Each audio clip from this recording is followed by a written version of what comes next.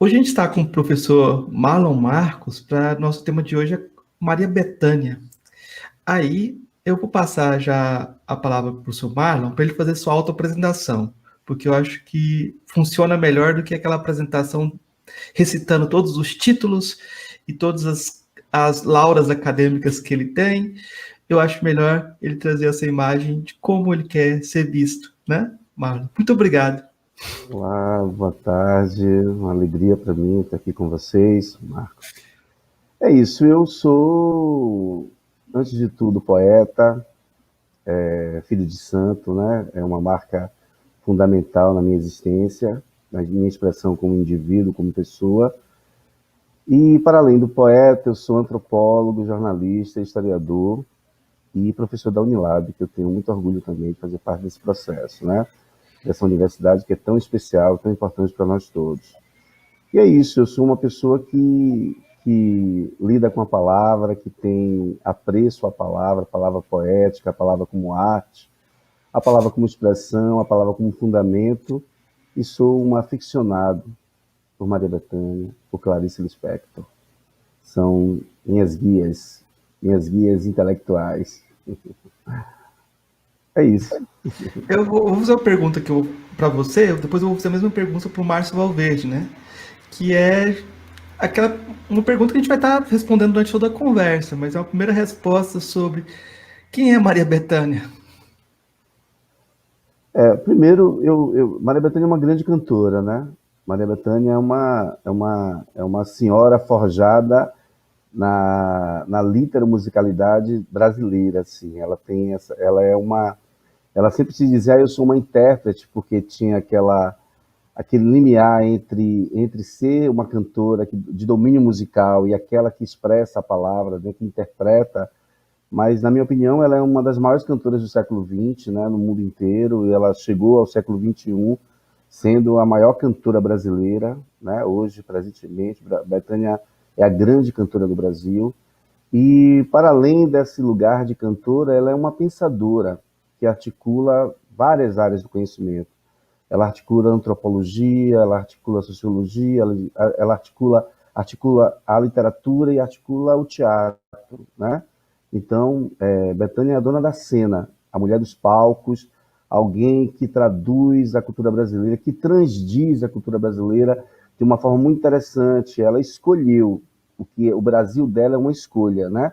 Nós temos essa multiplicidade, essas várias possibilidades. Ela é alguém que ela dialoga como ninguém, melhor dizendo, sobre as nossas urbanidades e a nossa interioridade, ou seja, o interior, as zonas rurais e as zonas urbanas são tratadas de uma maneira muito bonita, muito significativa na obra de Bethânia.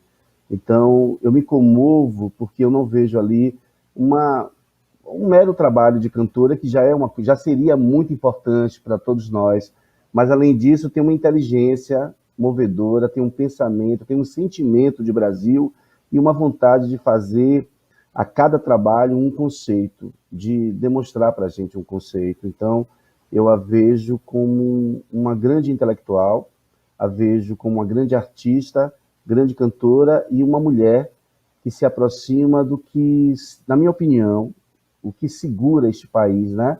No sentido de beleza, de unicidade, mesmo sabendo que a nossa unidade é múltipla, ela não tem essa, nós não temos uma identidade cultural, nós temos identidades culturais no Brasil, mas Bethânia é isso que nós podemos sentir no Recôncavo, Bethânia é isso que a gente pode sentir das tradições afro-indígenas, e eu acho ela hoje uma das vozes mais potentes, e no cancioneiro é a voz mais potente para traduzir um melhor Brasil, o Brasil que seria mais interessante para a maioria da nossa população. Eu vejo Bethânia assim. Mas eu vou chamar o Márcio, que é o nosso intérprete de Santa Mara, nossa entidade de Santa Mara, falando direto do Recôncavo, né? Que a gente está falando, tentando construir uma filosofia do Recôncavo, né?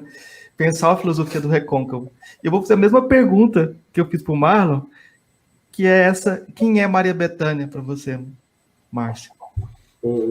O Marcos é interessante, eu me lembro, tenho uma clareza de estar ouvindo dois discos de Bethânia, um chamado Mel e o outro chamado Talismã. né? E eu era ainda um adolescente e já dando os primeiros passos de, de música e tal. E era engraçado, eu ainda menino, vendo aquela mulher já famosa, né? Porque, assim, em Santo Amaro, ela sempre andou com muita tranquilidade, com muita serenidade, sem guarda-costas, aquele aparato, mas com as amigas dela, com o povo dela daqui de Santo Amaro. E ali não era a cantora de Mel nem de Talismã, né?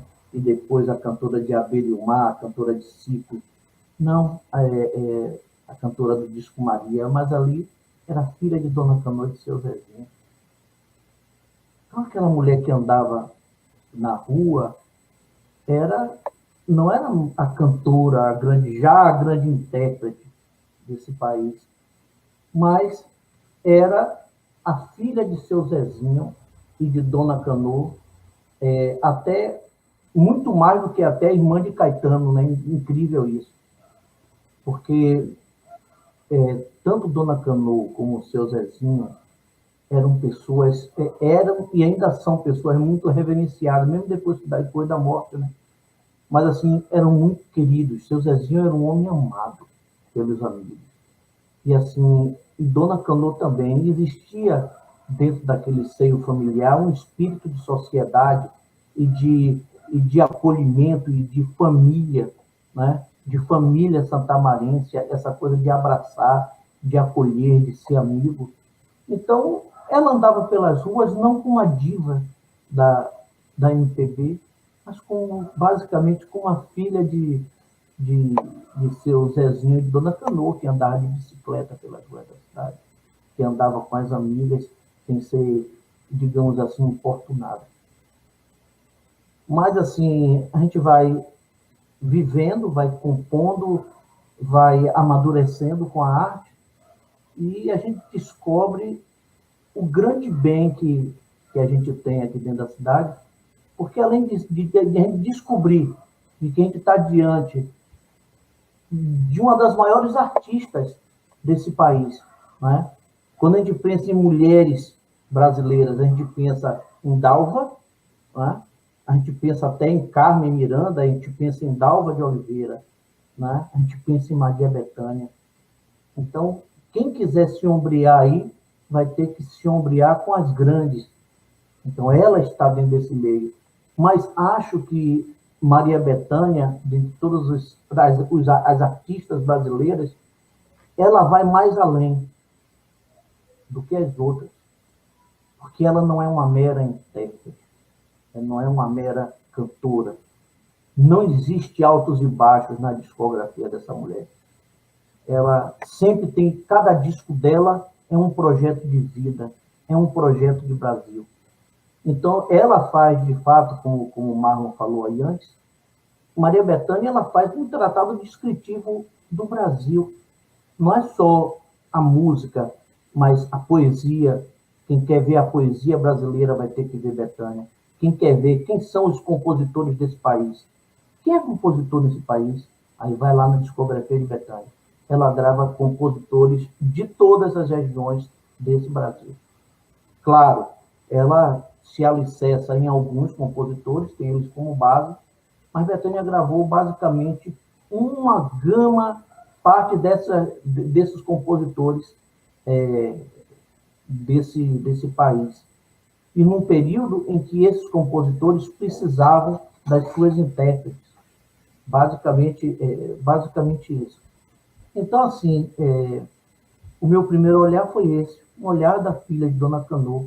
Aí, esse olhar lhe foi modificando, porque ela, além de continuar sendo filha de Dona Canoa, porque, assim, quem quiser saber um referencial de filho, tem que começar por ela também, porque, assim, ela foi uma excelente filha, ela é uma excelente irmã, e ela é uma excelente amiga.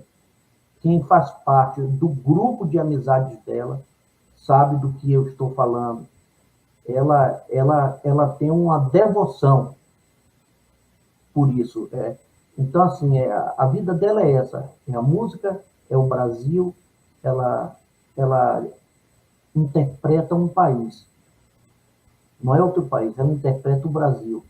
Em vez de quando ela se dá o luxo de pegar algumas cançonetas italianas, francesas, e muita coisa de Portugal, em que ela se alinha por causa da presença de Fernando Pessoa dentro da obra dela. Ela é quem dá um tom de grandiosidade maior, ela populariza, né, a figura de Fernando Pessoa dentro do país. Ela faz o que mais ela fez, ela foi a artista que fez com que muitas pessoas conhecessem a poesia de Fernando Pessoa nesse país. Então, ela teve esse trabalho para além da música. Então, essa é que é a artista de que estamos falando aqui. Marlon, eu acho que ele jogou a bola para você. Quando ele falou da Maria Bethânia de Santo Amaro, eu fico pensando que você... Quando que Maria Bethânia apareceu para você? Quando que você conheceu Bethânia? Você não é da região do Recôncavo, né? Eu sou de Salvador, que é Recôncavo, na minha opinião, né? Isso é bom. Eu sou de Salvador, que para mim é Recôncavo também, né? Então, Alimentado disso. Mas é bom lembrar dessa relação como um celeiro cultural, como o Recôncavo é celeiro cultural do melhor da Bahia. Profundamente, profundamente. Eu acho que eu já intuí mais ou menos. Eu cheguei primeiro a Caetano Veloso do que a Maria Bethânia. Mas chegando a Caetano Veloso, imediatamente eu cheguei a Maria Bethânia quando eu tinha 7, 8, 9 anos de idade. Eu já ouvia os discos de Caetano, de Maria Bethânia. A gente tocava nas rádios baianas, brasileiras, esse tipo de música. Essa música que tocava muito, né? Então, o Mel, quando foi lançado, eu tinha 9 anos de idade. E aquilo me surpreendia, né? 79, Mel, né? Essa canção de Caetano Veloso e a letra de Wally Salomão. A voz que eu mais gostava nessa época era a voz de... Eram duas cantoras que eu gostava muito, era Gal Costa e Baby Consuelo. Um pouquinho mais depois de Mel, quando Bethânia começou, quando eu conheci um disco que é de 76, mas eu tinha 6 anos na época, né? Um pouco depois de que ela gravou, eu a vi recitar Fernando Pessoa. Conta a lenda que dormia, uma princesa encantada, a quem só despertaria o infante que viria de além do muro da estrada. Aquilo me tomou profundamente e ela passou a fazer parte das minhas cantoras. Não era a minha favorita, a minha voz favorita era Gal Costa. Quando eu estava em torno de 22, 23 anos, Bethânia grava Roberto Carlos. As canções que você fez para mim, no momento que eu estava apaixonado, aquilo me tomou profundamente. Eu já frequentava Santo Amaro muito nesse período, quando estava com 18, 19 anos, e comecei a frequentar através de um amigo nosso que fazia história com a gente. Quando eu entrei na faculdade em 89, nós tivemos um amigo chamado Cabé, que Márcio talvez deve conhecer. Cabé, que é amigo próximo de Rodrigo, compadre de Rodrigo. E eu comecei a frequentar a casa, né? Frequentar as festas que aconteciam sempre 16 de setembro. E já próximo, lá vendo o meu ídolo maior, que seria na época Caetano Veloso, e tendo também Bethânia perto, né?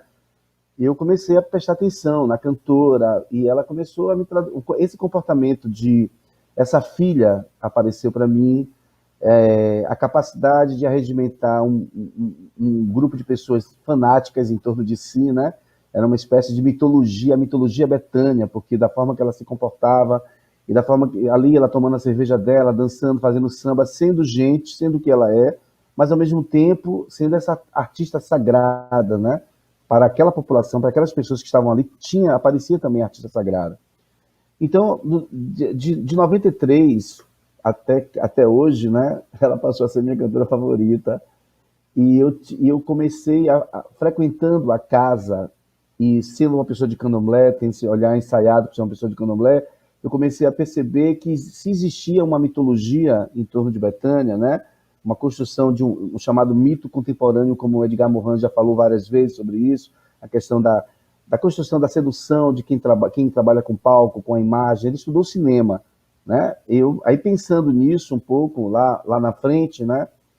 Eu disse, essa associação em Ansan, na literatura, muita gente dizendo isso, Jorge Amado falava de Iemanjá, mas a maioria era associando ao orixá dela, Inhaçã. Eu disse, velho, eu vou escrever sobre mito contemporâneo, eu vou escrever sobre Maria Bethânia, porque eu vou juntar duas coisas. Ela já era minha cantora favorita, eu já vi aquilo de uma forma muito interessante. Quando chegou mais ou menos em 98, eu comecei a esboçar um projeto, quando eu fazia jornalismo, né?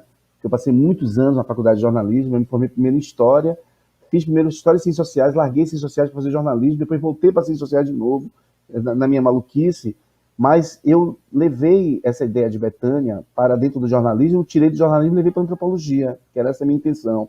Para mim, traduzindo, me tocando no que é mais fundamental para a minha vida, que é a questão desse apreço que eu tenho com a palavra. E aí, a palavra associada a toda a dinâmica do universo cultural do candomblé, né? Essa questão, a tradução da personalidade dos orixás, dos arquétipos, a ideia de levar com muito cuidado, de levar com muito apreço determinados elementos que poderiam ser considerados fundamentos. Ou seja, a Bethânia, ela não age no palco dentro de uma perspectiva só comercial. Quando ela canta para Inhaçã, mas louvando Inhaçã naquele momento através da voz dela, pode ser no palco do TCA. É como se aquele palco tivesse uma ressignificação, passasse a ser um barracão, o barracão que ela nem frequenta, que é o barracão da casa de santo dela, que é o terreiro do Gantuá. Ela não frequenta barracão, ela não vai em barracão, mas quando ela sobe no palco, ela tem assim, ela sabe que ela está em uma espacialidade sagrada, e o sagrado dela é traduzido dentro a maneira dos terreiros, né? E aquela personalidade que, em 73, quando eu fui fazer a pesquisa para fazer a minha primeira monografia, que eu fiz em 2002, né? Eu comecei a escrever em 2002, terminei em 2003. A monografia que eu escrevi é Oiá, Bethânia, Amálgama de Mitos, que foi a primeira monografia. Eu já tinha visto várias revistas, inclusive uma capa da Veja de 73, Maria Bethânia de Oiá, Maria Bethânia de Inhaçã, melhor dizendo. E uma mulher que sobe no palco nos anos 70, no Rio de Janeiro, pela ditadura, estou descendo Inhaçã, e canta um ponto de candomblé. Oiá, oiá, oiá, e, oiá, matamba de cacurucá, zingue, oiá, oiá, eparrei, estou descendo Inhaçã, isso no público lá. E esse descer em Inhaçã não é só cênico. Ela não recebia Inhaçã, como ela mesmo diz, ela não perde a consciência, mas ela sabe que ela serve de veículo a algo que não é só um mote inspirador, é fé, é expressão de fé, é expressão desse pertencimento que ela tem ao recôncavo, de ter nascido em uma casa próxima à casa de Dona Edith do Prato, que era uma Ialorixá.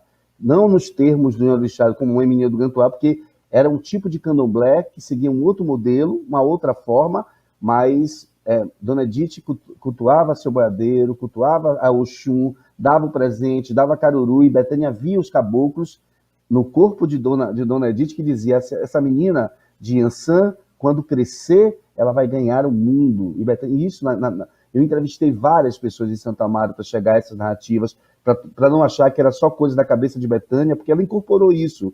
Ela sempre disse que ela, Gil, Caetano e Gal, era uma missão a ser cumprida através da música, que eles não se encontraram atualmente. Quer dizer, Caetano não tem essa noção, não tem essa leitura, Gil não tem essa leitura, mas Bethânia e Gal têm. E Bethânia mais ainda. Bethânia diz que é como se fosse cavaleiros dessa missão, né? Trazendo uma missão, que era uma missão através da arte, atingir, digamos assim, essas fagulhas, como ela diz, né, do divino. Então, ela acabou sendo esse divino. Então, é isso. Oiá, Bethânia, depois eu fiz uma dissertação de mestrado, no pós-afro, né, onde eu transformei Oiá, Bethânia, os mitos de um orixá, nos ritos de uma estrela. Como, através dos ritos no palco, através da discografia, através dos DVDs, através das entrevistas, ela reatualizava aquilo que ela sabia que é fundamental como tradução da mentalidade dela, do que ela é. Porque nós que somos do candomblé somos assim, a gente se enxerga nos nossos orixás, e a gente diz, poxa, eu traduzo um pouco desse aqui, eu traduzo um pouco daquele ali. Bethânia é a grande tradutora do que poderia ser os arquétipos de Oiá e de Oxum, e ela não abre mão disso, né?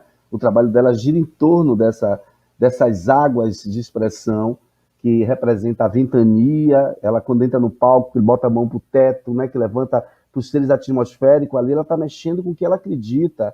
E ela sabe que ela precisa dessas forças para que ela possa se traduzir da melhor forma possível. Quando ela toca o chão, né, que agradece, a forma de agradecer e de levantar, é como se a gente pedindo uma bênção aos mais velhos, agradecendo, obrigado pela sua atenção, motumbá, motumbá, motumbá. Tem essa forma de expressão. E ao sair, ela levanta a saia e levanta a cabeça e sai como se estivesse cavalgando os ventos, né? Então, essa expressão de cavalgadura, né, mítica, tem a ver com esse orixá que ela carrega, que é o orixá da tempestade, das ventanias, da personalidade forte, da transformação, da mudança, que é o orixá Oiá Yansã. Maravilha. Uma coisa que eu esqueci de falar, que eu acho que é importante, que o Marlon deve concordar, que a Maria Bethânia não gravou qualquer compositor. Ela gravou grandes compositores. Ela escolheu, Exatamente. né? Então, Márcio Nós Valverde estamos está diante aqui. de um aqui, nós estamos diante de um que Isso. escreveu uma canção que eu me embriaguei muito na minha vida, foi tão difícil na minha vida, mas que eu amo até hoje, porque é profunda. A gravação que ela fez de Márcio é das mais bonitas, assim, e que ela gosta muito, inclusive, né? Márcio? Oi. Rapaz, ser gravado por Bethânia é um susto, né? Para qualquer compositor, mas um susto no sentido da palavra de que mexe com você, né? Mexe e assusta, né? A gente está falando de uma grande cantora e que não abre mão de determinados preceitos e que não abre mão de escolher quem ela vai gravar, o que ela vai gravar, o que ela vai fazer. Então, cada momento que ela faz um disco é uma permissão que ela pede. Não é aleatório, nenhum disco dela é aleatório. E assim, ela já provou isso, a discografia dela prova isso, de que cada disco é uma permissão, ela vai por uma temática, ela vai ela busca. Maria Bethânia, eu acho que é uma cantora que tem a noção de uma ampla estrada que ela corre, de uma estrada longa, de uma estrada ampla, aberta, mas ela adora as variantes também. Então, essas variantes chamadas Brasil, ela não anda só nos centros do país, mas ela vai por essas variantes. E ser gravado por uma cantora como Bethânia, claro que para todo compositor, quem não foi gravado quer ser gravado, e quem foi gravado quer ser gravado novamente, porque ela impõe, como ela impõe um adornamento da música, ela termina pegando a canção como se fosse dela, porque ela traduz o que o compositor faz, mas a partir dela o cara vai ter que pegar, retomar a música para pensar a música de uma forma diferente, porque ela pensa a palavra de uma forma diferente. Ela traduz a palavra de uma forma diferente. Ela divide de uma maneira diferente, como o compositor faz, né? E assim, e a rítmica dela é a rítmica do próprio corpo. Maria Bethânia, ela canta com o próprio corpo, ela tem uma identidade do corpo e da alma. Ela tem um jeito, Bethânia de ser mesmo.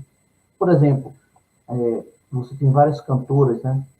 Como Gal Costa, e várias pessoas que cantam parecido com o Gal Costa, né? Eu vejo como uma grande intérprete também, mas assim, existe uma coisa única. Essa voz de Bethânia é uma voz que ela veio para ficar e ela veio para ser única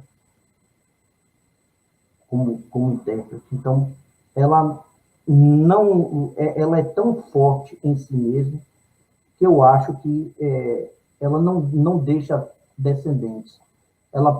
As pessoas podem tentar buscar até os espaços ideológicos de Bethânia, essa construção ideológica dela, mas a timbragem, o corpo, o rito, a forma como ela pega uma canção e transforma em algo Bethânia de ser, sabe, que ninguém vai fazer nem parecido. Então tem essa singularidade nela. E a primeira vez que ela me gravou, que foi Recôncavo, isso ainda no final da década de 90, eu tinha lançado um disco por nome Bússola e dei de presente a Nicinha, que era a pessoa de confiança, irmã, mas era quem Nicinha é uma pessoa que morava com Bethânia e que acompanhava Bethânia no camarim. Era a Nicinha que ficava no camarim. E Nicinha, Bethânia tinha em Nicinha a alma gêmea, aquela pessoa que ela confiava, né? E ela precisava de Nicinha. Então, elas viviam uma para a outra, assim, nesse aspecto. E eu dei esse CD a Nicinha, que é irmã de Edith do Prato, que é uma pessoa também que eu amei muito nessa vida. E quando eu falo de Edith, eu digo que quando eu dirigi Edith e as Vozes da Purificação, antes de fazerem aquele disco, eu passei 1 ano e meio como diretor musical de Edith, e foi o período musical mais feliz da minha vida. Nós cantávamos do início ao fim, ensaiávamos 3 vezes por semana, eram 7 ou 8 senhoras, cantoras e sambadeiras, e cantavam loucamente. Saíamos de Santo Amaro para ir cantar em Salvador, saía cantando daqui até Salvador, entrava no palco, eram expulsas do palco, porque não queriam terminar o show, e aí tinha que terminar o show, saía do show cantando, voltava para Santo Amaro cantando. Aquilo era se você quer entender um pouco dessa liturgia que é Bethânia, só vai pegar a Edith lá que você vai ver que tem um pouco de Edith ali dentro, sabe? Aí você vai compreender. Então, Nicinha, como eu estava dizendo, estava em casa ouvindo e mostrou essa música, Bethânia, dizendo: olha, Bethânia, eu acho que essa música ela tem a ver com o que você canta. Aí ela lançou num disco ao vivo chamado Diamante Verdadeiro, essa música, né? A primeira vez que ela gravou, no meu primeiro disco. Então, assim, foi legal. E ela sempre quando ela me encontra, ela pede alguma coisa a ela. Você é testemunha disso, Marcos? A gente estava na praça algum dia, nas festas. Eu sempre fico muito acanhado, sabe, Marcos? Porque, assim, eu não gosto de parecer que estou importunando. Eu sou muito respeitoso com um artista, no sentido de respeitar o seu tempo, de respeitar a individualidade dele, o espaço. Então, eu estava na praça com o Marco Carvalho e ela vinha em nossa direção e ela parou e falou comigo, né? Ela veio, me abraçou e me beijou e a gente conversou um pouco e ela pediu que enviasse música para ela. Eu sempre faço, mas eu sempre compreendo que se não gravou, porque não é aquela música que ela está esperando naquele momento. Porque você precisa acertar o que é que ela quer, qual é o projeto que ela está envolvida, qual é o projeto de Brasil. Ela tem vários projetos de Brasil dentro dela. Qual é o projeto de Brasil atual dela? Aí você tem que saber disso. E ela só gravou a segunda música porque Lívia cantou essa música que eu fiz, mais Melhor Rosa, né? Você Perdeu, e ela foi inaugurar uma biblioteca no Teodoro Sampaio, que é a Moderna, deu de presente a dona Canoa uma biblioteca. Ela fez: oh, meu Deus, para que eu preciso de uma biblioteca, gente? Não, mas a gente quer fazer, a gente quer isso, a gente quer aquilo. Ah, tá bom. Aí chegou na época do aniversário dela, em setembro, agora na época do aniversário dela, aí fizeram uma festa no Teodoro Sampaio, e Maria Bethânia, na época do aniversário da dona Canoa, ela não agenda nada, ela desmarca, não tem agenda, a agenda dela é para a mãe dela. E aí ela veio, estava em Santa Amaro, e aí veio para essa inauguração e para esse evento. Aí Miguel Lima se apresentou, vários artistas se apresentaram, e a diretora da escola pediu que Lívia fosse cantar. Aí estava lá assistindo, estava Bethânia, Dona Canoa e Jorge Portugal. A época estava lá. Lívia começou a cantar um bocado de música e tal, aí Lívia olha para mim e fala assim, eu quero cantar, você perdeu. Eu disse, para quê, menino? Que maluquice. Vai cantar essa música é inédita, tem muita gente aqui, as pessoas querem ouvir músicas conhecidas. Para dessa maluquice, Lívia. Aí, tá bom. Aí, cante trilhos urbanos que todo mundo gosta. Aí deu tom de trilhos urbanos, pá. Aí ela começou a cantar, Nove fora, quase nada. Olhou para mim com a cara assim de desdém, Lívia, né? Me olhou assim, Nove fora, quase nada. E começou a cantar. Eu tive que acompanhar a música. Lindeza, que coisa boa. Aí você vê o que é a vida, né? Aí eu fui Tem que ser acompanhando assim. a música toda, ela cantou a música toda, e quando Lívia terminou, aí só ouviu Bethânia levantando lá, e Jorge Portugal, e Dona Cano, gritando bravo, bravíssimo, de quem é essa música. Depois, quando eu desci do palco, que ela foi inaugurar lá a biblioteca de livros infantis, tal, do Teodoro, aí ela me perguntou, Valverde, de quem é essa música? Essa música é sua? Eu disse, Você dá ela para mim? Eu disse, dou. Você pode gravar hoje e me levar hoje de tarde? Eu disse, posso. Aí perguntou a Lívia, você deixa eu gravar, Lívia? A Lívia fez, para mim está tudo bem, está tudo ótimo, tal. Então, assim, imagine, ela perguntou a Lívia se deixava gravar essa canção, me perguntou se ela podia gravar, então eu levei para ela, e levei outras canções, e depois de uns 3 meses, aí só me ligaram pedindo autorização, e depois nós fomos para o lançamento. Ela fez um lançamento só para compositores e imprensa, lá na Estudantina, no Rio de Janeiro, mandou o convite para mim e para Nélio, fomos para lá, aí disse, pô, Nélio, a gente aqui, velho, pô, Paulo César Pinheiro, Dori Caymmi, Vanderly, estava lá essa turma aí, Dori Caymmi, Vanderly, encontrei Tereza Cristina. Sua turma, meu querido, sua turma. Aí eu encontrei, abracei Tereza Cristina lá, ela falou assim, eu fiz, oi Tereza, tudo bom? Eu sou o Márcio Valverde. Ela falou assim, oxente, menino, você me mandou uma música tanto tempo atrás, e eu estava te procurando para saber que não perdi seus contatos, eu preciso da sua autorização para gravar essa música. Aí gravou uma música minha de Luciano Caroso, num disco tão bom assim, né? Tereza Cristina.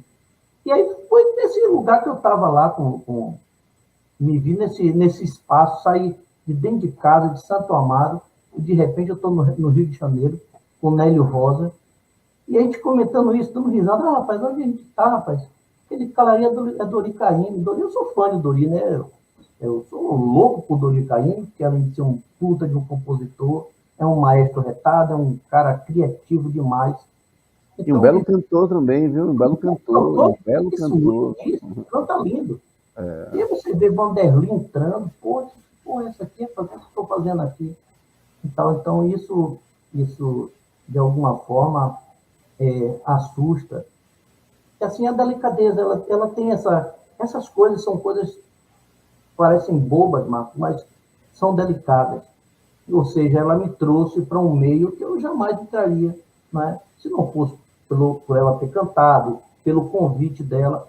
Para você entrar abrir essas portas da MPB, é muito complicado. E depois ela me convidou a mim e a Nélio para nós irmos assistir o show no Teatro Castro Alves, sabe? Aquela coisa de botar você na primeira fila lá do Castro Alves, como convidado, como compositor, e depois no meio do show, apontar você lá e fazer essas reverências e tal.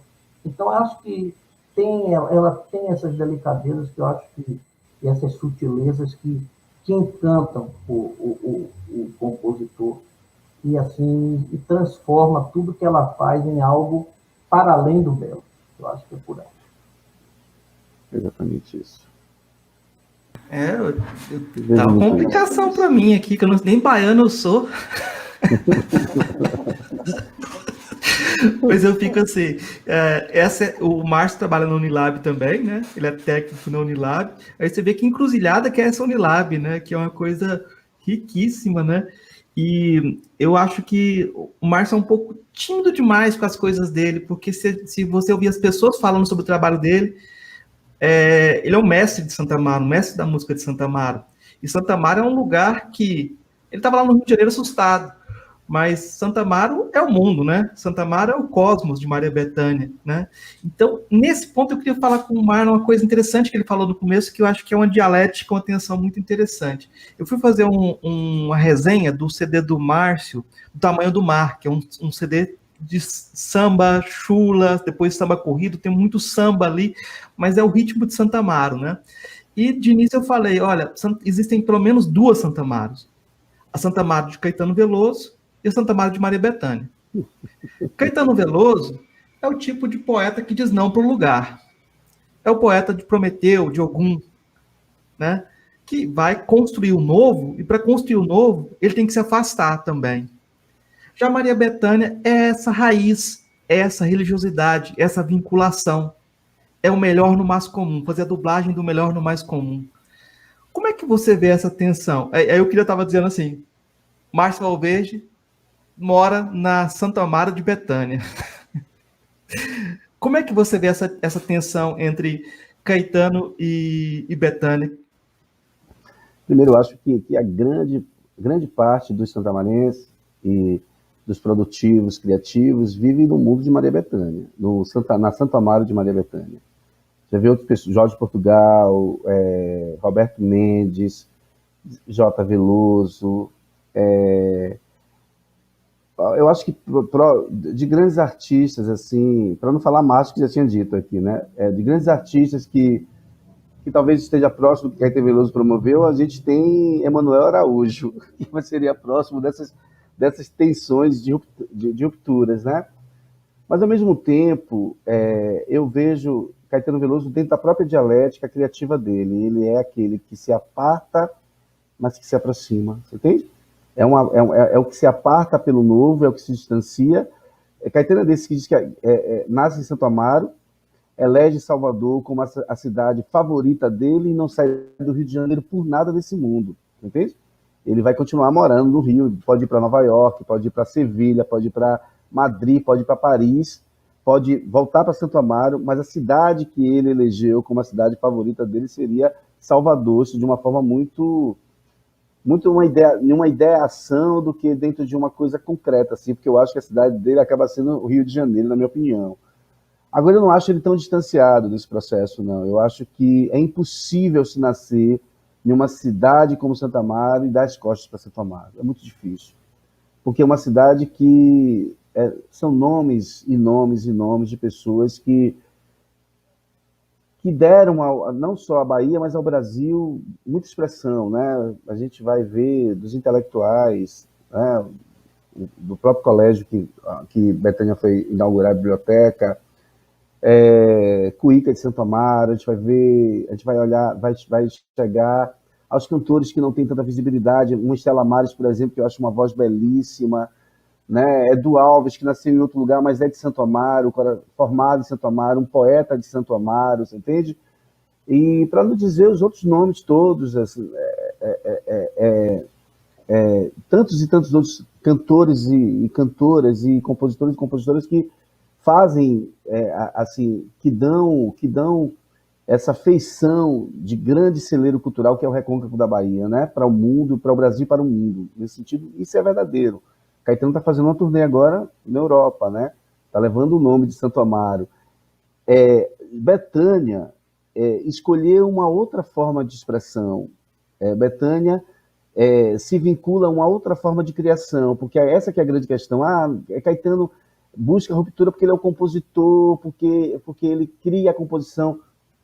Bethânia é uma compositora da obra dela, é uma compositora do repertório dela, é uma compositora da maneira que ela tem de se expressar para o povo. E onde é que ela encontra isso? Onde é que ela se alicerça nisso?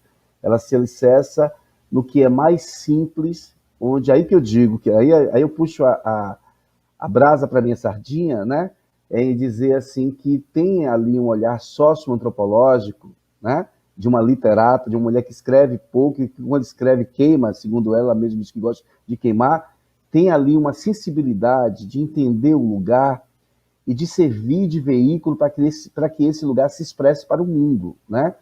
Eu vejo assim A forma com que Bethânia pega o repertório de Roque Ferreira, e é a única pessoa que Roque Ferreira não consegue discordar quando ela assume aquela maneira de cantar, aquela maneira de expressar. Eu acho que é da seguinte forma: você faz a canção, né? Você faz o trabalho, entrega para ela entende aquilo, e a filtragem dela é a filtragem do povo, é a filtragem de onde ela saiu, do lugar de onde... Você entende? A todo momento, ela já vai estar com um sotaque meio carioca, já vai estar entendendo o mundo a partir de várias perspectivas do Rio de Janeiro, assim, mas ela está lá pegando o samba de Dona Nicinha, ela está lá pegando os elementos do candomblé de Mãe Lídia de Oxoguian, você entende? Ela não vai nunca chegar ela não vai no bembé, sabe pouco do bembé, mas o bembé está perto dela porque faz parte da realidade dela, que é a realidade de Santo Amaro. Ela vai de uma forma... Necessariamente ela precisa dormir na cidade para sentir a atmosfera da cidade, né? Coisa que Caetano não faz. Caetano vai, visita, vê a festa, vai tudo, pega o carro, volta para dormir em Salvador. Bethânia fica na cidade para sentir o céu da cidade. E aí ela vive a cidade, respira a cidade no momento que ela não se desliga, porque ela chega no finalzinho de fevereiro, né? No finalzinho de janeiro, e aí pega o aniversário do irmão, aí vai para uma parte da novena, aí chega o dia 2, que é outro dia que ela também nunca sairia, nunca, não marca nada. Esse ano a pandemia, a grande tristeza dela foi isso, foi de saber que ela não pôde vir por conta da pandemia, ela falou isso várias vezes. E a Bethânia do dia, é a mesma coisa, é o dia 2 de fevereiro, que é dedicado a Nossa Senhora da Purificação, e o dia 16 de setembro, que era o aniversário da mãe dela, não tinha que quisesse. E quando não, ela vinha passar sempre o São João, para sentir o São João deste lugar que ela ama tanto, que é esta cidade.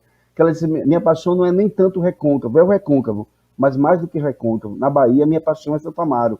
Ela diz isso, ela fala isso em todos os lugares. Não, você é da Bahia, eu sou de Santo Amaro. Você é baiano, eu sou de Santo Amaro. Ela diz isso de uma forma muito... Então, eu acho interessante quando você apresenta uma possível tensão nessas duas maneiras. A grande questão é que, talvez eu use um termo que não caiba, mas em última instância, ou em primeira instância, os dois se encontram na efervescência que é esta cidade, né? De como essa cidade pode... É uma cidade que é uma cidade tão efervescente. Eu sempre digo assim, ó, Santo Amaro é uma cidade gostosa, uma cidade do movimento, uma cidade para se estar vivendo. Cachoeira é a mais bonita, e Santo Amaro é mais gostosa. E aí a gente não sabe se a gente vai ficar no mais bonito. Aí quando você vai viver a vida de Santo Amaro, é como se em Santo Amaro tivesse uma movimentação constante disso que nós chamamos de celeiro cultural. É como se a cultura estivesse efervescendo mesmo, né? Fosse a bacia com azeite, e você azeitando a vida o tempo todo, e aquelas coisas assim, né? Saindo, você coloca o bolinho lá dentro do azeite, o azeite vai soltando aquele negócio, você está sentindo aquilo o tempo todo, de uma forma ou de outra, aquilo está vivendo, aquilo está acontecendo. Então você vê isso na feira de Santo Amaro, você vê isso naquelas festas que aconteciam durante janeiro todo, era um acontecimento, porque você via música de todos os gêneros naquela cidade, né? Você via tudo, Titãs, o Arrocha, né? Bethânia, Alcione, e você via a cidade acontecer assim. E o que era mais interessante é ficar atento às pessoas que eram da cidade que estavam aparecendo naquela cena. Na cena que eu vi Márcio Valverde aparecer, Gustavo Caribé aparecer, né? Estela Maris aparecer, várias pessoas que foram aparecendo, e são pessoas que têm um talento gigantesco. Eu sinto isso, que na verve criativa de Caetano existe a necessidade de trazer o novo. Tanto por isso que ele escolheu Gal Costa como uma cantora dele, né? Que Gal Costa estaria dentro dessa busca, dessa modernidade também, dessa constante modernidade. Maria Bethânia acaba sendo eterna, sem perseguir essa modernidade o tempo todo, você vê? Ela consegue ser inovadora, ela consegue trazer um trabalho, trazer luz em novas perspectivas, lançar luz em novas perspectivas da criação, mas sem deixar de ser aquilo que ela começou a ser desde quando ela despontou para o Brasil cantando Carcará. Pega, mata e come, você entende? Aquela coisa que é meio, que é árida, e ao mesmo tempo é água. Então ela traduz esses elementos, assim como o próprio orixá dela, se a gente for pensar em uma explicação mítica, né? Porque se Yansan é ventania, mas é também a água, é o rio Níger, né? Então Betânia é água, Betânia é vento, Yansan é a carne humana no corpo da mulher, de olhar ligeira, mas ao mesmo tempo ela é o búfalo, ela tem aquela aridez, aquela violência do búfalo e a leveza da borboleta, que também é olhar. Sem falar que ela também traz no ori dela elementos significativos da Cachoeira da Vitória, que é a casa de Oxum, e que ela precisa voltar para Santo Amaro, porque tem momentos que ela precisa chegar na cachoeira, porque a Oxum dela, a Oxum mítica do pensamento dela, mora na Cachoeira da Vitória, no lugar onde ela nasceu.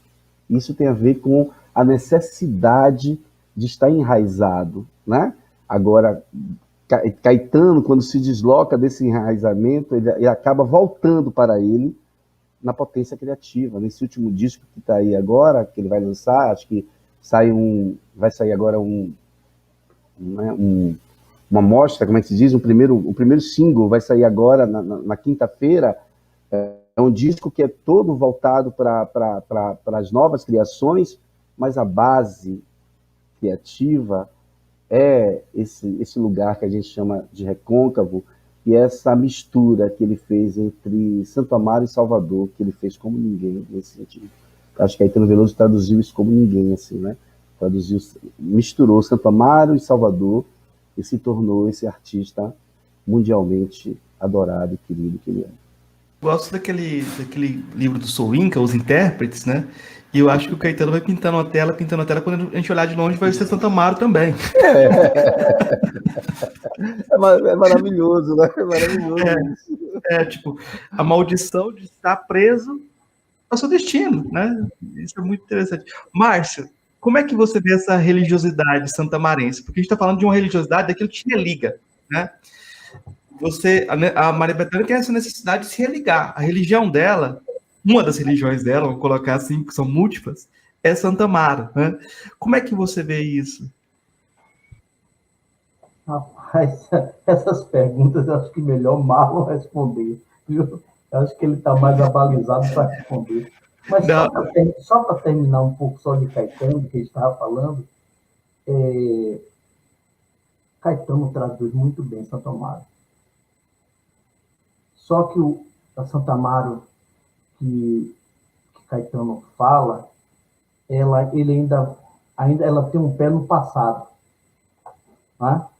Essa Santo Amaro de Caetano, ela tem um pé no passado, dos amigos dele de infância e de adolescência. Que ele conserva também, os que ainda estão vivos, ele conserva. Caetano também, assim como Bethânia, conserva essas amizades. Tanto sim que César Mendes mora no Rio de Janeiro, mora próximo. Ele e mais Caetano estão sempre próximos. Então, Caetano não consegue viver sem a presença de Santo Amaro perto dele. E isso, de alguma maneira, é referenciada pela presença de César Mendes, que é um puta de um violonista, né? Um violonista exuberante, irmão de Roberto Mendes, que é outro artista também fantástico e que tem uma tradução de Santo Amaro singular. Né? Eu acho que é uma outra vertente dessa cidade, é Santo Amaro por Santo Amaro, mas ainda assim Roberto Mendes consegue ser um compositor múltiplo, diversificado, um compositor universal, mas nos últimos anos ele se voltou para a aldeia dele. Caetano deixou de dormir em Santo Amaro, me parece, depois que ele perdeu o pai dele. Então, depois da morte de seu Zezinho, ele deixou de dormir aqui. Ele não dormiu mais em Santo Amaro. Então, ele vem, fica, mas Bethânia fica mais tempo, porque ela vive a cidade. Mas ele também não pode ficar muito tempo sem vir recarregar as energias, não. A bateria. Quem é santamarense, se ficar muito tempo fora de Santo Amaro, tem a necessidade, mesmo que as escondidas, mesmo que ninguém saiba que esteve aqui, ele vem para cá e fica na calada da noite aqui, dá um tempo aqui, porque é uma necessidade, é uma necessidade extrafísica, né? Não só de artistas, mas eu tenho vários amigos que assim fazem. Por nunca mais eu fui em Santa Amaro, então assim, vem na festa, tem gente que vem, só vem a Santa Amaro todo ano, no período da festa, essas pessoas não marcam nada, e vem para Santa Amaro, qual foi, rapaz? Não, rapaz, eu vim embora, vim passar meus dias aqui, tenho que recarregar minhas baterias, né? Recarregar as baterias é voltar a esse, voltar às origens, né? E se criou muito esse mito, essa coisa que Bethânia e Caetano, e Bethânia muito mais, faz muito mais do que Caetano, Bethânia é mais intensa nisso. Mas todas essas pessoas, Jorge Portugal mesmo, quando estava secretário de Cultura, e naquela loucura toda de ser o secretário, e viajando, de repente, dia de segunda-feira, ele estava lá no chapéu. Qual foi, Portugal? Não, meu irmão, eu vim carregar as baterias. E ali a gente ficava, a gente conversava, a gente cantava, a gente ficava até de madrugada. Então, isso na verdade é um hábito, né? E Caetano também tem esse hábito. Por mais que ele more no Rio de Janeiro e que ele goste de Salvador, mas aí, como ele diz, o recôncavo, meu medo. Então, ele não consegue se desvencilhar disso, porque o recôncavo, com toda a grandiosidade de Bethânia e de Caetano, o recôncavo é maior do que eles dois. O recôncavo é um sistema de energia, sabe? E de descendência. Existe uma beleza, uma coisa transcendente de recôncavo. E quando eu falo isso, claro, eu sempre falo Santo Amaro, porque eu nasci aqui, mas as pessoas de Cachoeira também têm essa coisa, né? As filarmônicas centenárias, a coisa musical que é pulsante no recôncavo como um todo, de Cachoeira, São Félix, Maragogipe, sabe? Todo esse recôncavo, o recôncavo como um todo, ele tem uma energia, tem uma coisa em particular. E Salvador, de alguma forma, também ela consegue captar essa coisa que é muito mais forte, né? Então, o Santa Amaro ainda é o todo, o recôncavo é o todo, e todos nós somos parte dele. Cada um contando a sua história. Mas antes dele, o próprio Mano Décio da Viola, antes dele as Tia Seatas, né? Antes dele Baiano, com o primeiro samba gravado pelo telefone, foi gravado pelo intérprete baiano, o Ica, que não nasceu aqui, mas que se dizia de Santo Amaro. Então, assim, é uma cidade, é uma região que é fluente nessa coisa de arte. A arte pulsa, a dança, a música. Então, essas coisas são pulsantes. E todas essas vozes são, de alguma maneira, têm a religiosidade. Eu que não sou de candomblé, mas eu tenho um respeito e uma admiração muito grande, sempre tive tudo isso, e sempre vi com muito respeito, e assim, não com temor, mas sempre com muito respeito, e sempre gostando disso também, convivendo com isso, sem fazer parte disso, sem estar dentro disso, mas vendo, percebendo essas coisas. Então, quando você ia para a casa de Edith, ela já de muleta, de repente a Oxum chegava, ela tirava as muletas e começava, quando chegava o boiadeiro, que o boiadeiro ele tem um movimento, tem uma força de terra, sabe? É uma coisa mais aguerrida, sabe? Então, quando chegava assim não é possível. Uma senhora já de 90 anos, já fazendo isso e com movimentos bruscos. Então, assim, a gente só pode crer, né? E, assim, as coisas que eu vi, que eu percebi dela, quando ela te abraçava, a energia, tudo. Então, essa força de recôncavo que é a ancestralidade, que tem essa ancestralidade misturada, às vezes é sincrética, às vezes às vezes Nossa Senhora e Oxum, mas tem lugares, tem locais já que já se distanciou, Oxum e Oxum, Nossa Senhora é Nossa Senhora, mas, inclusive, a boa parte de Iolorixás e Babalorixás de Santa Marta também cultuam o catolicismo, mas mantendo as devidas diferenças, né? Antigamente era tudo muito misturado, então hoje, pelo menos, mantém essas duas religiões, elas, elas coabitam. Tá? Hoje já é muito tranquilo os pais de santos entrarem na igreja, fazerem a missa, rezarem com o padre, e o padre também indo no terreiro, então existe uma relação assim, básica de candomblé e igreja católica e fé católica, é uma coisa, essa coisa que virou uma coisa misteriosa aqui dentro e que é uma coisa muito, muito bacana. Em Cachoeira tem muito isso também. Tá? A Boa Morte é exatamente isso. São mulheres de santo, mas que evocam a presença da Nossa Senhora. Tá? Então, existe essa mistura, é uma coisa muito forte, e é uma coisa muito ancestral, é uma coisa muito bonita. E nós, como exemplo disso, temos o bembé do mercado, né? Desde da escravidão, que se entoa o cântico em homenagem, e como é uma festa de resistência e de liturgia, né? Pela libertação, mas é uma festa também de manutenção da religião afro-brasileira, né? E das religiões de caboclo também. Acho que é uma coisa mais ou menos por aí. Marlon, eu acho que agora você tem que comentar isso, porque tá no seu jogo.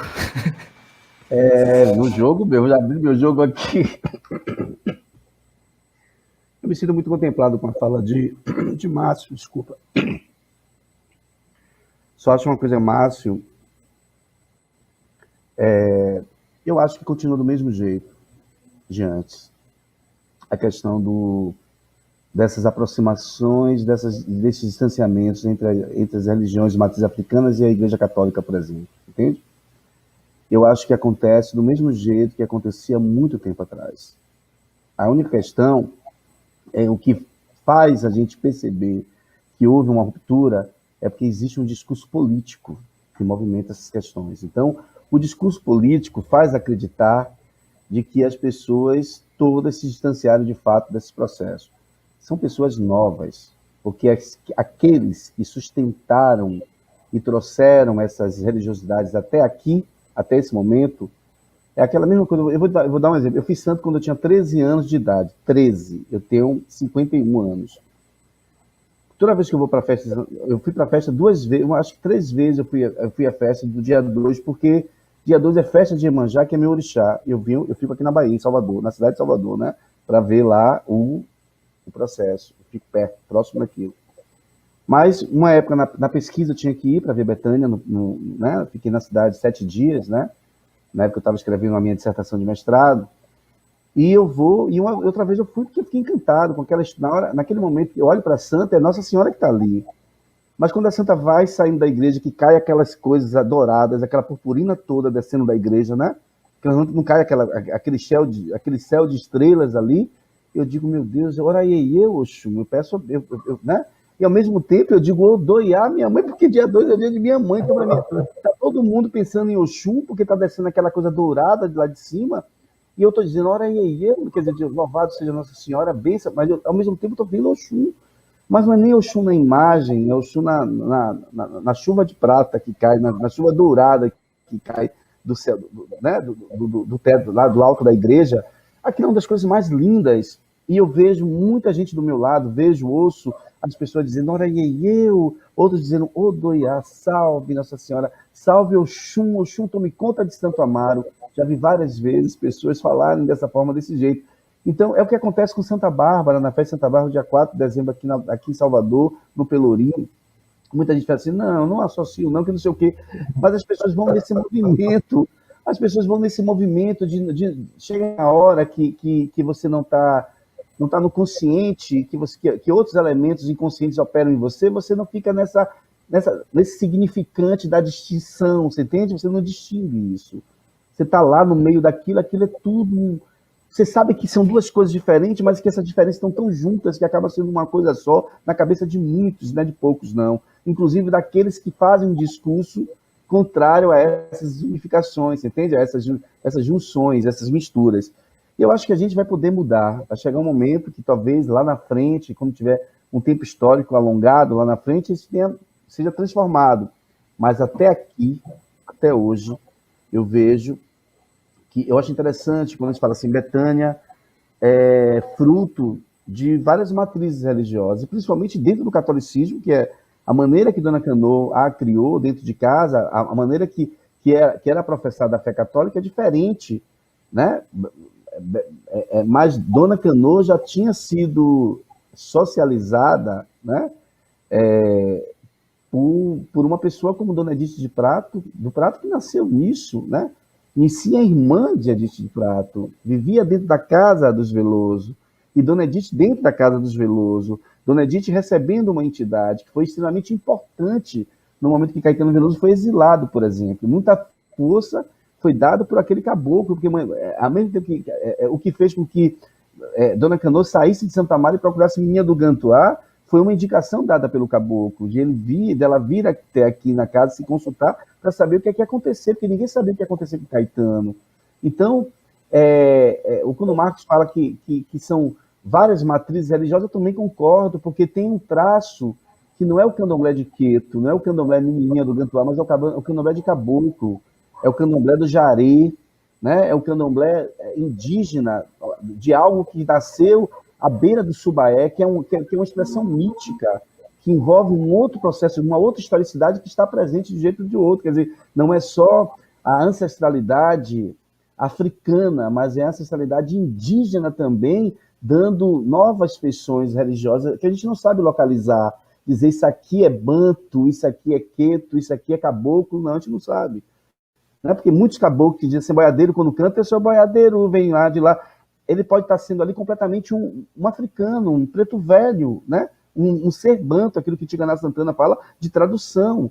Porque o caboclo é um elemento de tradução muito da cultura banto, mas também tem o indígena, né? Mas também tem essa feição de uma cultura indígena que Betânia captou. Meu disco, Meus Quintais, traduz isso. Meus Quintais é um disco que traduz a aproximação, a vontade que ela tem de pertencer também a essa ancestralidade indígena, que ela diz que é a ancestralidade da mãe dela, de onde vem da mãe dela, né? Que é uma mistura entre português e indígena. Porque a gente sabe que seu Zezinho é completamente negro, tem essa tradição africana muito presente, né? Na consanguinidade dele. Mas aí, quando a gente olha para tudo isso, a gente vê que esses elementos religiosos são articulados por Maria Bethânia sem maiores problemas, você entende?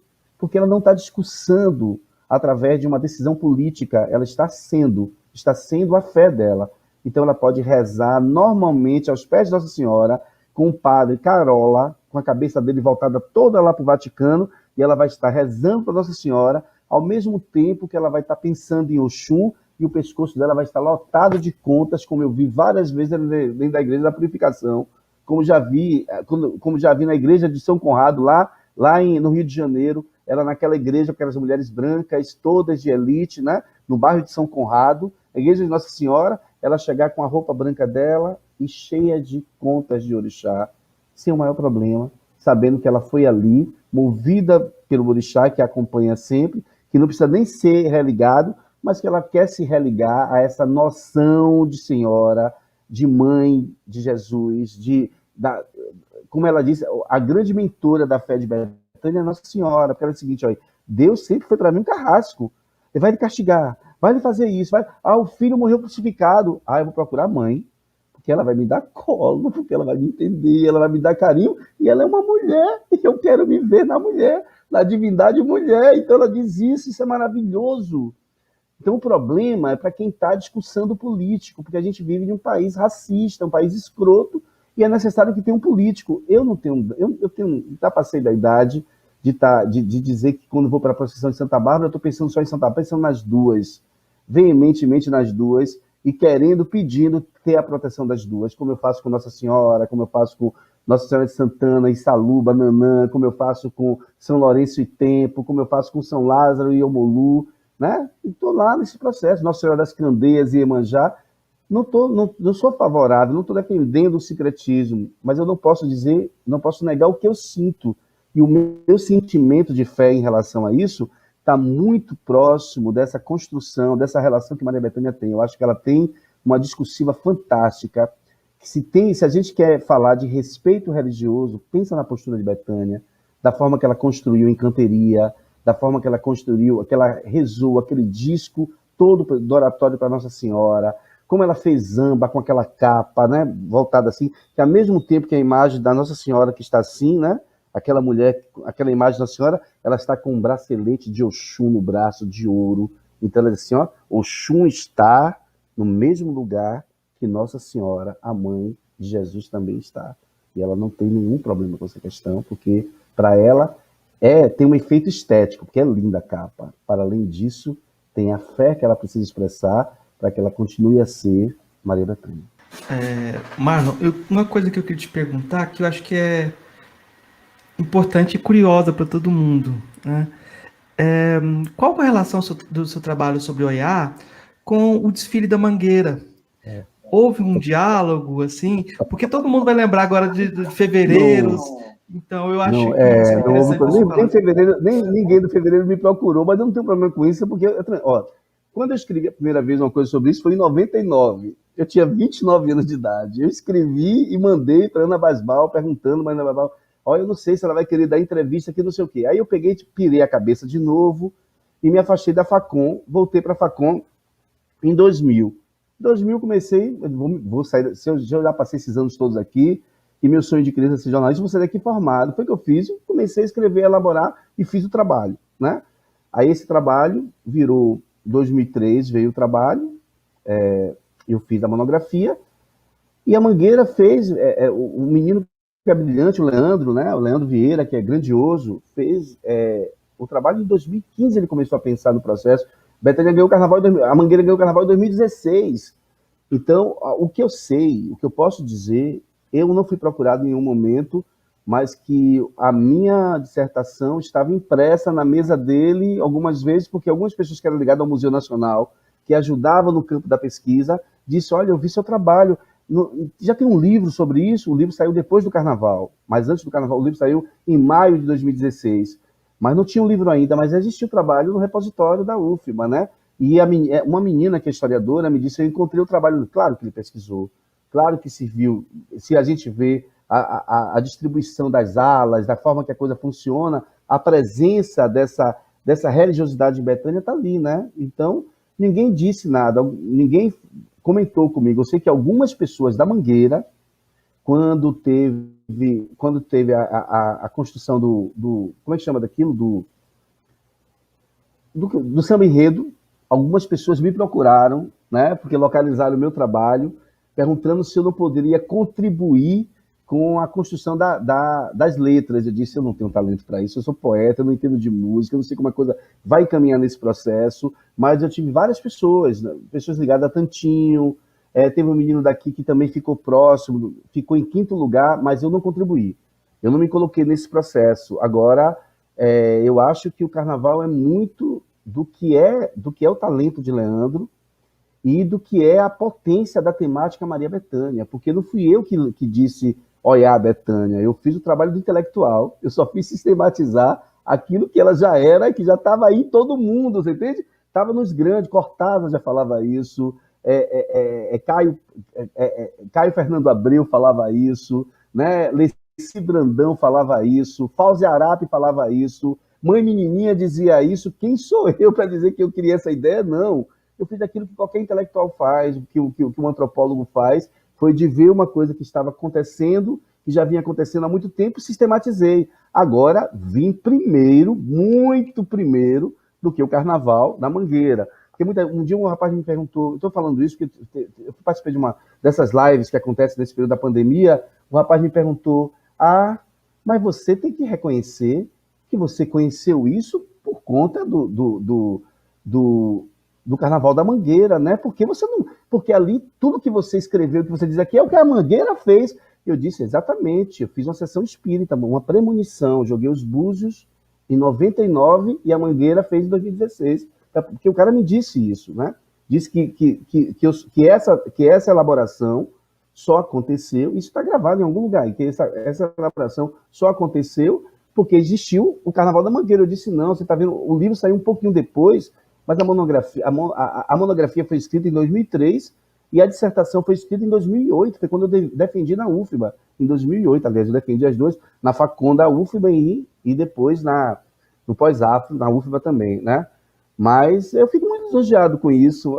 Eu acho que ali não sou eu, ali é o talento daquele homem, tanto que ele fez outro carnaval depois, aquele último que teve da Mangueira, que ele ganhou homenageando Marielle, aquilo é fantástico, né?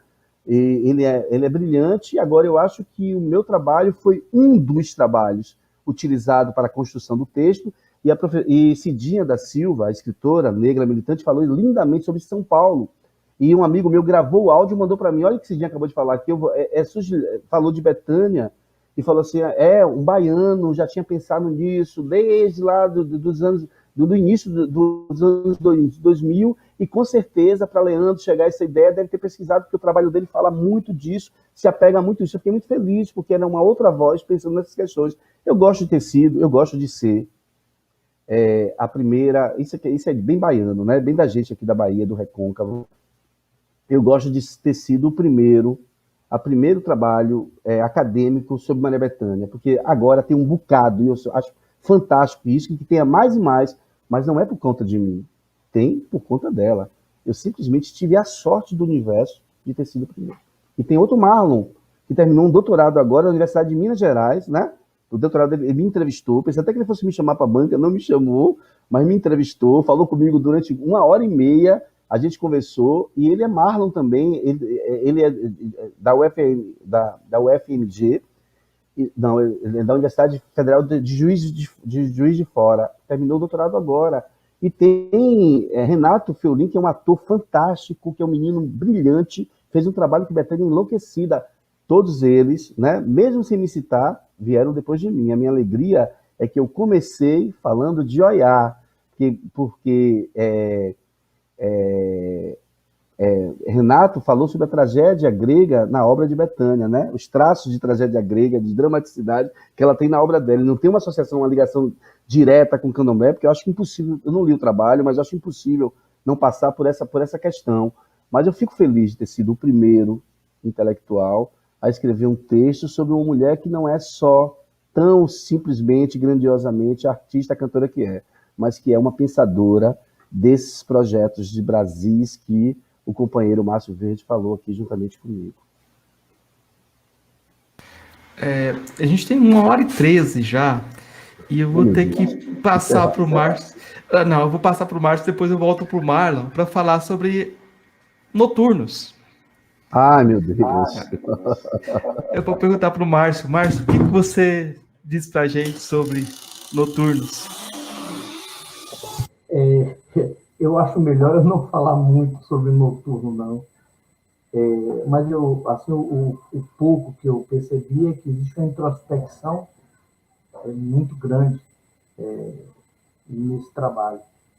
E o que me alegra nele, Roque Ferreira continua como fio condutor, mas eu gosto da presença de Paulinho Daphne como compositor dentro desse trabalho, é mais um compositor que Bethânia grava, ele já foi gravado por outros artistas, mas nunca por um artista da envergadura de Bethânia. Então eu fico imaginando o quanto ele deve estar feliz, de ter sido gravado por Bethânia. Assisti, inclusive, os áudios em que ele fala sobre essa felicidade, em que ele diz sobre isso. E, assim, Paulinho Daphne tem uma música só e tem uma música em parceria com Rock. Ele é um grande cara, um grande compositor também, um excelente músico virtuoso, e hoje toca com Bethânia, né? Então, é a nata da música popular brasileira que toca com ela. chamados topos de linha, né, da música brasileira. Então, você está num espaço onde você tem o Jorge Helder tocando, onde tem o Leite Eggs Leite dando o aval, né, que é um maestro de um rebuscamento, e não é à toa, porque ele faz também um trabalho aqui na Bahia com a orquestra dele, que é a Rumpilés, que trabalha também com as questões de música afro-brasileira. Ele trabalha muito bem isso, né, a música instrumental dele, e ele é um arranjador conceituado.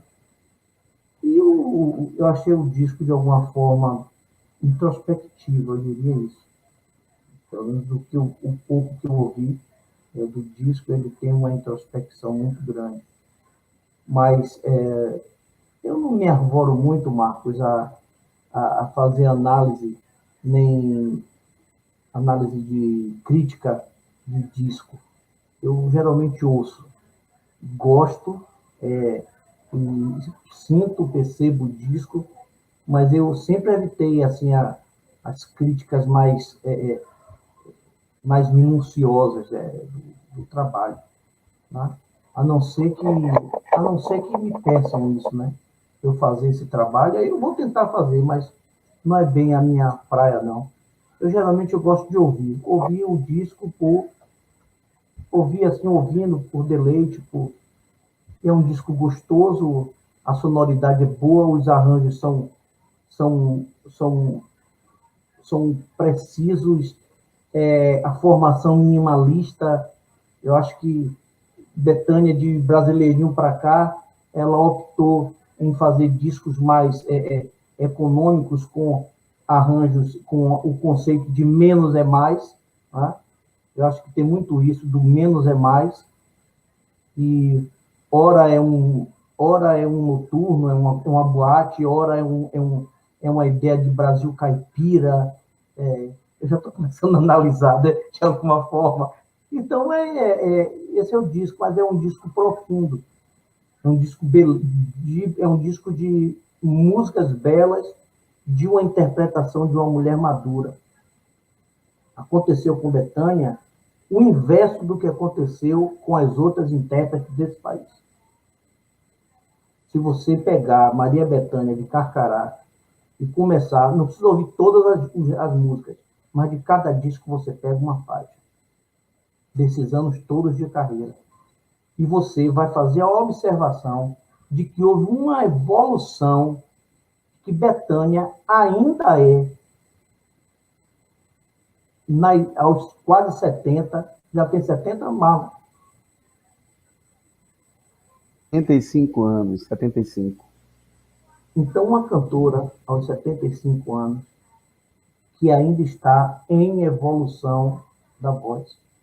Porque, naturalmente, as mulheres, homens e mulheres, quando envelhecem, com o envelhecimento da pessoa, as cordas vocais também entram num processo de envelhecimento, e assim as cantoras e cantores começam a cantar em tons mais baixos para ficar numa região mais confortável. Bethânia ainda continua fazendo as mesmas coisas. É incrível o quanto ela evoluiu como cantora, o quanto a voz dela, no tempo, foi limpando, ela lapidou, ela foi burilando a própria voz, e assim, ela canta mais do que cantava antes. É essa a impressão que eu tenho dela. Ela sempre cantando mais do que cantava antes. Quando a gente ouve um cantor, a gente diz, relaxa, rapaz, ela não tem mais essa idade, ela não vai mais nessa altura. Mas ela não, ela consegue aveludar a voz, driblar todos esses conceitos, e continua sendo a grande intérprete e uma cantora em evolução, sabe? Ela continua dando os mesmos tons anteriores, de interpretação, de verdade, de força, e, para além disso, ela canta cada dia melhor. Então, assim, essa coisa nela que também é fogo. Porque ninguém se atreve a dizer, ela está cantando, ela canta pior do que, está cantando pior do que cantou no outro disco, a voz ficou rouca. Não tem esse comentário. Mas não tem, não é porque tem medo, não. Por medo ou porque ela pode dizer alguma coisa a respeito disso. Ela, de fato, ainda é uma cantora em evolução. E isso que faz que ela também se encontre com as novas gerações. Eu acho que isso também é uma coisa muito bacana que se diga. Há uma aproximação dessa nova geração com ela, porque ela já começou também a sacar isso e ela também está cantando para essas pessoas. Eu acho que é por aí. Marlon, eu aprendi lá em Santa Amaro, quando você tem uma pessoa que você quer falar com ela e ela tá fugida por um tempo, avisa pro fulano que eu tô falando mal do. Avisa pro Márcio que eu tô falando mal dele. Que ela vem te procurar, né? O Márcio, ele falou, você viu ele falando assim: eu nunca me atreveria a fazer uma crítica do disco. Nunca faria isso. No entanto, malandro é malandro. Oh, meu Deus do céu, pai. E o que você diz desse Noturnos? Eu acho o seguinte, muita coisa que eu penso muito próximo do que Márcio, né? Agora eu não tenho, digamos assim, a competência que ele tem para poder fazer uma avaliação minuciosa do CD. Eu faço como um ouvinte privilegiado, claro. Eu estudei a obra, eu procuro. E além de estudar a obra, porque é meu ponto de pesquisa também, é um lugar, é uma seara de pesquisa para mim, é minha paixão, né? Eu sou um homem apaixonado. Sou apaixonado por esse artista, não abro mão disso. Antes de qualquer coisa, eu sou paixão. E como apaixonado, eu esperava um disco bonito e triste. Porque eu vi o show, né? Assisti o show em São Paulo, antes de chegar aqui, quando aqueles Claros Breus, né? Estava difícil, foram pequenas turnês em alguns lugares. Acho que quando saiu do Manouche, foi para São Paulo e eu acabei indo para São Paulo para assistir o show. Fui convidado, quer dizer, recebi só o convite. A passagem eu paguei, mas eu paguei só o convite para ir, porque estava difícil conseguir e acabei indo, né? E eu vi, achei que ia sair um disco triste, né? Porque ela estava muito triste. Ela estava ficando, e com a pandemia ela ficou mais triste ainda. Momento de muita tristeza. Então eu esperava isso. Aí veio o Noturno, saiu o disco, num dia que eu estava perdendo um amigo. Eu recebi o disco, né, antes de ser lançado. Um amigo meu estava morrendo, no dia que meu amigo morreu, no dia 23. O disco foi lançado, ia ser lançado na outra semana, eu recebi no dia 23. E a primeira música que eu abri para ouvir foi Bar da Noite, eu dentro de um hospital, velho. E aí eu fui no chão, né? Porque é um disco chamado Bar da Noite, aquela gravação de Nora Ney, que eu já conhecia com minha mãe, ouvia, que mexia muito comigo, e Bethânia cantando com aquele primor, não que Nora Ney não cantasse com primor, não, mas é o primor contemporâneo, né? Aí Bethânia cantando com aquele primor, uma música que é absolutamente triste, que fala de fracasso, fala de despedida, né? De desilusão, e aí o disco foi entrando, veio um fole, que é do sobrinho, mas depois eu comecei a perceber os arranjos maravilhosos, magníficos, do gênio que é Lettieri Leite, e o disco já estava saindo do lugar de ser, para mim, um disco simplesmente triste, né? Desse momento terrível, noturno, né? A ideia de ser de escuridão, claros, breus, né? Breus. E aí, o que ficou mais conhecido foi a música, o primeiro single, que foi a música de Anã Calcanhoto, que era outro símbolo de tristeza, né? Para não falar nisso. Eu cheguei até o final com um poema do poeta português, que me fugiu o nome dele agora, com a sensação de que ela saiu de um disco bonito para fazer um trabalho deslumbrante. E que é tão deslumbrante quanto Meus Quintais, que foi um disco que ficou meio subsumido, assim, as pessoas não comentaram tanto, mas que acaba sendo, do ponto de vista estético, uma obra muito inovadora, né? Porque é uma obra inovadora da forma que ela casa, ela faz uma coisa... Porque a Adriana Calcanhoto é muito inspirada em Caetano Veloso. A Adriana faz uma crônica da morte daquele menino, né? De Miguel. E aquilo é muito doloroso, aquilo é muito... Mas é uma crônica, é uma descrição em forma musical, E Bethânia, com a capacidade que tem, com o que acumulou ao longo de mais de 50 anos de carreira, né, 57 anos de carreira, conseguiu colocar na cabeça e fazer daquela forma onde a dramaticidade ela está sob medida para que você possa, para que aquilo seja suportável ao seu entendimento do que aconteceu, né? E aí a gente acaba encontrando beleza nisso também. Acaba encontrando uma canção que é a juventude que ela traz para o disco, que Gal Costa já tinha feito isso, que é o Tim Bernardes cantando Prudência, mas que é uma prudência de um compositor novo, mas que é meio Lupicínio Rodrigues, né? Que já tem uma sonoridade tipo Volta, Vem Viver Outra Vez. Quer dizer, canções que... Saudade, diga a esse moço, por favor. Lembra, a sonoridade lembra muito algumas questões de Lupicínio Rodrigues, então você vê que é o novo revitalizando o velho, né? Que é o novo buscando esse processo. Então, A Prudência é uma canção da voz de Maria Bethânia. Aí tem Lapa, que é Paulinho, Daphne, maravilhosamente, essa sertanidade que ela trata com muito cuidado. É a parte mais religiosa do disco. E depois ela vai falar de uma canção que é uma ode a Gilberto Gil e a Dorival Caymmi, que fala desse lugar de pertencer à Bahia. E quem faz isso é o Paulinho, que não nasceu na Bahia, nasceu em São Paulo, né? Eu achava até que ele fosse Santo Amaro quando eu conheci ele a primeira vez. Então, o que eu vejo do disco é que o nome, eu vi críticas assim descabidas acerca da capa, que Bethânia capricha muito nisso. Não, eu acho que até a capa está dentro da grandeza do projeto. Você entende? Porque o que está ali é como eu fiz uma pequena crônica para o jornal, que eu dizia assim, ó, Noturno, a rotunda beleza entreluzindo as trevas, porque eu vejo isso. Essas trevas que nós estamos vivendo, profunda em todos os níveis, em todos os lugares, e vem aquela voz com aqueles músicos e entreluz essas trevas, onde algo que poderia ser aparentemente triste acaba sendo a rotunda beleza, a beleza mais expressiva, mais vibrante, mais necessária, né? Mais imprescindível para que a gente tenha vontade de querer viver. Então, eu acho que é o papel, é a arte cumprindo o papel, eu não sei nem se a arte deve ter um papel, mas a arte cumpre o papel, sabe por quê?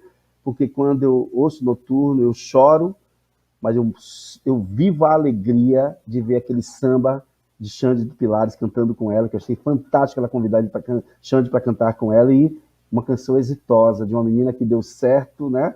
Que adentrou as universidades, que através da educação mudou a história da vida dela, porque minha história de vida eu mudei através da educação também, e aquilo está exitoso, né?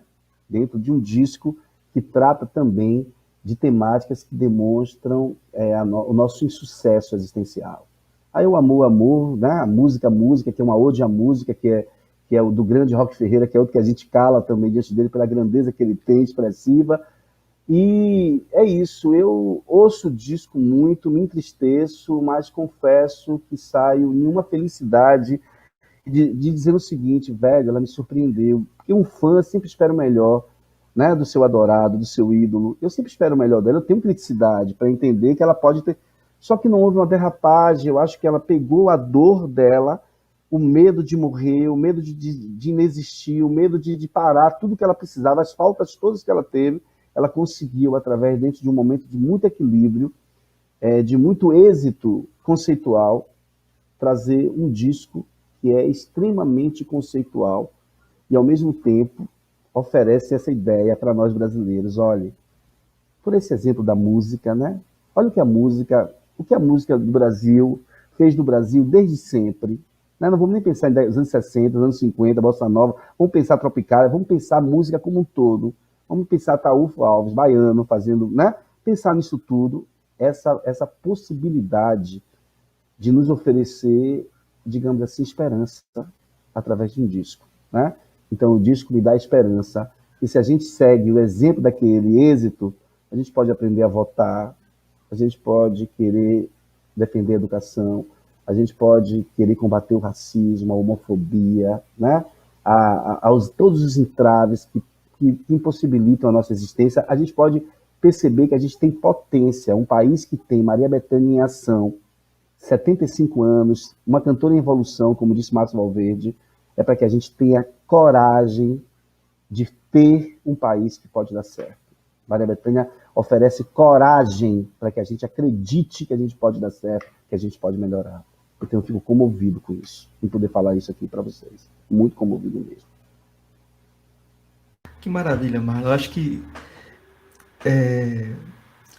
eu ouvi o álbum, quando chegou no poema final, eu falei assim, entendi. Essa pequena luz que a gente tem que aprender a fazer brilhar, e você falou isso com toda certeza, assim, é como se os Kantes da vida falavam em iluminismo, isso tudo deu errado. A canção fez muito mais pra gente do que esses iluminados todos, e a gente nesse trabalho, às vezes contraproducente de intelectual, tem que aprender a olhar de novo, e talvez essa pedagogia da Bethânia, né, nos ajude, né, essa pequenina luz. E eu fiquei muito contente com o diálogo de hoje e vou deixar o espaço aberto para as palavras finais do Márcio e as suas, para a gente poder fechar essa conversa, então. Márcio. É só agradecer estar na presença de vocês dois, tá? E dizer que o Marlon é uma pessoa que eu quero um bem muito grande. Ele estava lá na Unilab, ele ligou para mim, tá? Nós conversamos lá na Unilab, e quando ele falou, que é Marlon, aí eu já sabia que Marlon, da figura de Marlon em Santo Amaro, e a gente se encontrava em Santo Amaro, e a gente conversava muito sobre coisas, sobre arte, sobre música, sobre vida. Então, ele é um cara que sempre viveu dentro desse mundo, fazendo isso da forma dele, do jeito dele, e dizer que estar com vocês hoje aqui à tarde foi uma coisa muito bacana, muito prazerosa, uma conversa muito boa, falar de um artista que eu também amo, viu, Marlon? Não é só a artista Bethânia que eu amo, mas o que ela significa para essa cidade, o que ela significa para esse país, o que ela significa para a língua portuguesa. Porque, para além da música, o que Bethânia ela faz como uma grande intérprete da língua portuguesa, para além da música, para a literatura, para o teatro. Então, é uma cantora que canta em língua portuguesa para o mundo. E faz prevalecer, através da força dela, a língua portuguesa. Ela carrega essa língua e ela faz a gente não ter vergonha da língua portuguesa. Então, se muitos brasileiros não têm, deixaram de ter vergonha da própria língua, em parte disso eu agradeço a ela, ao trabalho que ela vem fazendo durante essas décadas de carreira, né? Com o teatro, com música, com literatura, entrelaçando tudo, sabe? Mas levando a palavra, sempre uma palavra diferente, sempre uma palavra que refloresta. Maria Bethânia é a palavra que refloresta as nossas almas. Então, agradecer por essa tarde, agradecer por ouvi-lo, né? E você, quando fala, para além de ser um estudioso, de ser um acadêmico, mas antes de ser acadêmico, o que faz de você, do belo em você, é que você fala com a alma, não é? Antes de qualquer coisa, você fala com a alma, com a beleza da verdade, não é? Porque quando há a verdade, não tem como se esconder assim as coisas. A verdade, ela vem com uma força muito pujante, né? E é essa verdade que existe nessa grande artista brasileira, essa grande artista da língua portuguesa. E por que não dizer dessa grande artista da arte universal?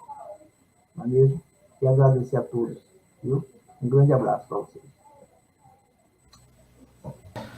Marlon. Eu estou extremamente comovido. Márcio lembrou uma coisa, Marcos, assim, eu quero agradecer a vocês dois muito, por ter lembrado do meu nome, e ter lembrado do meu nome ligado a esta senhora. Para mim é tudo. Para mim, tudo é obrigação. Eu vou cumprir o que tem que ser cumprido em relação a isso. E eu entrei na Unilab, eu tinha me inscrito no concurso em 2016 e tinha achando que não ia ter mais nada. Eu fui ligar para saber de uma outra coisa. Ele lembrou da minha voz e eu já tinha falado para ele que eu amava a música dele, né, das coisas que ele faz. Né? E ele sempre foi uma referência, as pessoas sempre falaram muito. Ele falou: você foi Marlon? Você é Marlon que escreveu sobre Bethânia? Ah, por que você não vem para cá, para Unilab, que não sei o quê? Eu disse: velho, eu me inscrevi há um tempo atrás aí, eu não sei nem quando é que vai ter esse concurso. Ele olhou na hora e disse: esse concurso é terça-feira. Vai acontecer terça-feira. Ele nem lembra disso, era um dia de sexta-feira. Ele me disse: o concurso é terça-feira. E mudou minha vida, né? E eu tenho essa gratidão com ele. Ele não sabe que nas minhas orações, o meu pensamento positivo, você está sempre presente, porque você foi, digamos assim, uma abertura nesse caminho, né? Para que eu chegasse até aqui e pudesse me expressar nesse lugar. Então, eu sou muito grato de coração, porque foi Iemanjá e Oxalá que colocaram você no meu caminho para que as coisas chegassem onde elas chegaram. Que eu tive que retomar os meus estudos, que eu achei que não ia ter mais o concurso, em 3 dias, né? E acabei ficando em primeiro lugar num momento difícil aí dentro, né? A últimas palavras é isso. Eu estou comovido. A fala de Márcio me contempla, porque ele colocou Maria Bethânia no lugar de Maria Bethânia, assim, no sentido que ninguém precisa colocar Maria Bethânia no lugar dela. Eu acho que a grande força dela é justamente essa. Mas quando as pessoas reconhecem que ela é quem ela é, né? Não só do ponto de vista musical, artístico, mas do ponto de vista humano, né? A pessoa de Maria Bethânia é uma pessoa idiosincrática, mas que pode ser traduzida pela ideia da generosidade, e às vezes, por ela ter uma personalidade muito forte, as pessoas não reconhecem isso. E eu entendo justamente isso, porque eu já fui, algumas vezes, eu sofri a generosidade de Maria Bethânia na minha vida, na minha existência. E eu a reconheço como alguém que me dá esteio teórico, né? Me dá esteio criativo para que eu possa, do meu tamanho, do meu jeito, da minha maneira, cumprir a minha missão, o meu trabalho como intelectual. E falar dela, eu estou comovido, estou muito emocionado. Falar dela, esses tempos são tempos dificílimos, né? Quando a gente pode ter um espaço, que a gente possa cumprir o nosso papel como profissional, mas ao mesmo tempo a gente ser verdadeiro, né? Isso é impagável. É impagável a vocês aqui a oportunidade que eu tenho de poder ser eu, de eu poder chorar, de poder dizer que eu amo, que eu adoro. Isso não quer dizer que eu não tenha rigor, isso não quer dizer que eu não seja teoria, não saiba teoria antropológica, que eu não saiba teoria sociológica, que eu não entendo um pouco de literatura. Tudo isso, mas maior que tudo isso, é sentir esse tema com a verdade que nós três sentimos aqui. Então, para mim, isso é impagável, impagável. Eu agradeço a vocês profundamente. E ontem eu estava almoçando em Santo Amaro da Purificação, porque de vez em quando eu também preciso ir à sua cidade para me revigorar, para andar pelas ruas e sentir coisas que a gente sente quando está em Santo Amaro e em Cachoeira, e eu não abro mão disso na minha existência, desde que tenho 20 anos de idade. Preciso disso. A minha expectativa é que essa conversa seja uma pequena luz também para quem vai ouvir depois. Eu nunca tive muito próximo da Maria Bethânia, só uma vez que eu estava lá no Vermelho, ela passou, e eu falei: boa tarde, ela, boa cerveja. Então essa boa cerveja que eu vou me despedir aqui para os nossos ouvintes, assim, com essa bênção, para que vocês tenham uma boa cerveja, uma boa tarde, e aproveitem essa conversa como uma pequena luz.